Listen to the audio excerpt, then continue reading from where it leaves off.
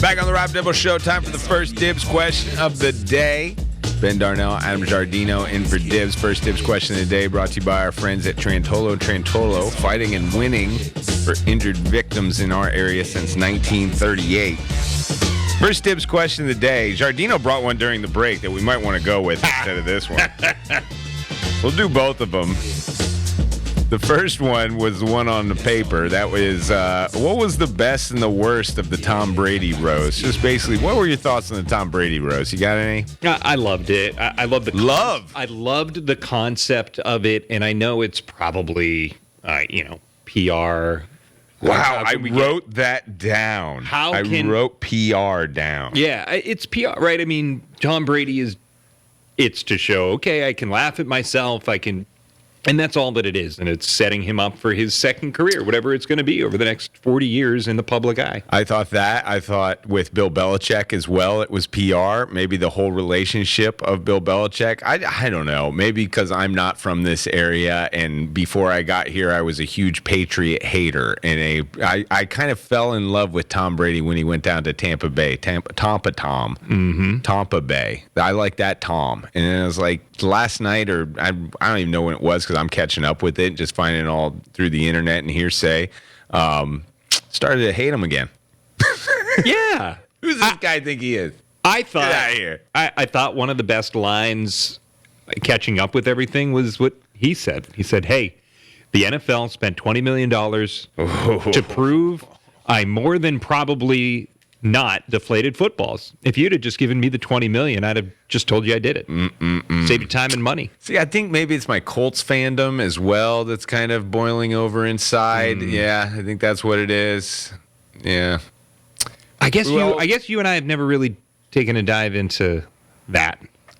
Just the whole, he had another joke about, people ask me why I'm owning the Raiders, a portion of the Raiders. I've just been sick of owning the Colts and the Bills. Like, oh, God. This guy. Yeah. This guy. I did all Peyton Manning jokes. I thought Peyton Manning was the best. And again, that's probably because my Colts fandom and me liking that team.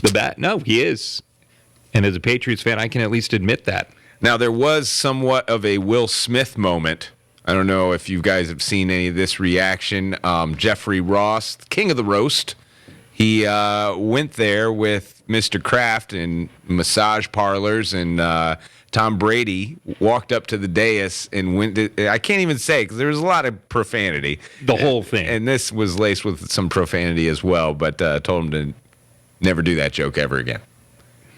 It didn't feel like keep my wife's name out of your mouth. I thought he was going to slap him. I thought there was going to be a Chris Rock situation, but that was the only part that got a little dicey. Other than that, I thought it was a big PR thing, and that's why it left a bad taste in my mouth. Okay, yeah. I just I thought everyone played their roles well, I guess, more than anything. I thought everybody, given the time constraints and I thought it was interesting. I mean, I guess they're not stand-up comedians going up there to do a tight five.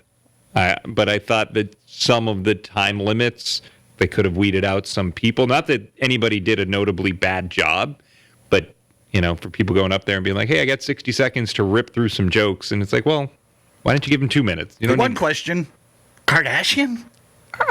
I think she was set up there because they had a lot of Kardashian jokes that they wanted to use, and maybe, I don't know. How much did this cost to put together? I don't know. I kept asking myself, why are we doing this? What is the point other than the PR for Tom Brady and Bill Belichick? They help some food station? I have no idea. Some poor people? I have no idea.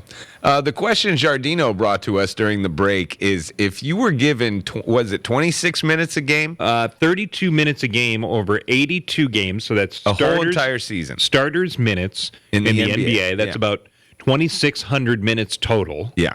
Could you, both you, Ben Darnell, and you, the lay person that is interested in sports and probably has some droplet of athletic background in general, could you score 7 points in an NBA season? In a season. I know. 7 points, not per game. 7 points in a season. 7 points. Getting lucky enough to get maybe 3 buckets and a free throw. And yes, and I think, for the general populace here, everyone's going to be playing the 2 guard because We're not kidding ourselves thinking that we have the handles to be a point guard in the NBA. Okay. So you're just going to be the two guard running around. The next just tallest. Trying to, the next smallest. You're just trying to run around and find anything.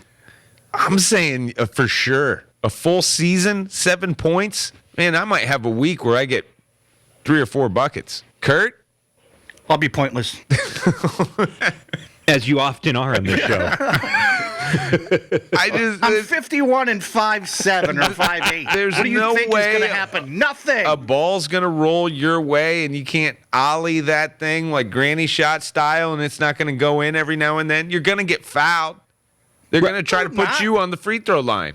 Why would you waste a foul on me? They may even steal the ball, give it to you just to foul you. That is that is the hack-a-shack right there. Work. Yeah.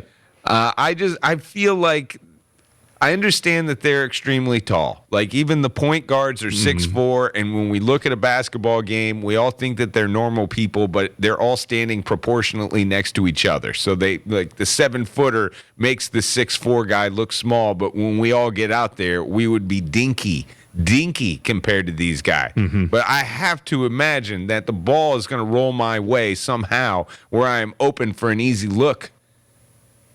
No? Two worst teams in the NBA this year, the Detroit Pistons, Horrible. the Washington Wizards. The worst. What are the Wizards working with? I was just going to say, so we looked this up during the break. The point guard on this hypothetical team will be guarded by Cade Cunningham, and you, Ben Darnell, would be trying to shake Jaden Ivey. Jaden Ivey's got some wingspan. I don't know if you could do that. But then I would also think that you're going to not worry about me. You're going to think that, let this guy shoot. And I'm going to be in the corner, Scott Skiles style, and not let anybody know. Sneak around, sneak underneath the picks. I set a pick, I don't set a pick. You guys just going to leave me alone. And then, boom, I'm wide open for a 3. There are some wide open looks in this league, Giardino. Right. Wide open looks. They close quickly. And that's my argument is, there are going to be wide open looks, but you got to make the shot. You're going to be tired. I'm going to have multiple opportunities to get this shot. Like if I average 3 shots per game in the course of a season, there is no doubt I'm scoring 7 points. If you're taking 3 shots, at least one is getting blocked per game. So be it. Yep. So be it. That's fine. That's okay. If one of the 3 shots I take, so then I'm definitely missing that one. I'm shooting at least 66.6% from wherever. I still think out of one of those 2 shots that doesn't get blocked, one every other game is going to go in. So you're a 25% field goal percentage jump shooter in the NBA. Well over 7 points in the season. By the way, against the Washington Wizards, Tyus Jones is the point guard, but not afraid. But it's no, you're not getting guarded by Tyus Jones. Okay. You're getting guarded by Jordan Poole. Yeah. Ashmead's thinking the same way I'm thinking. I feel like we could score some points. Like also, you got to think of my little baby hand getting in there on a little offensive tip, getting a little fingertip tap on it, and that's going to score some points on my box score. So you're riding the back of your center and getting yourself. Good point there, Giardino. Great point. Getting yes. up over the top of a box. Again, Right. a little Scott Skiles sneaky styles. As I'm going to get inside where nobody's even going to recognize me. I'm just going to literally hide in the pants leg of Wembanyama and then sneak out underneath and then get a little baby tip.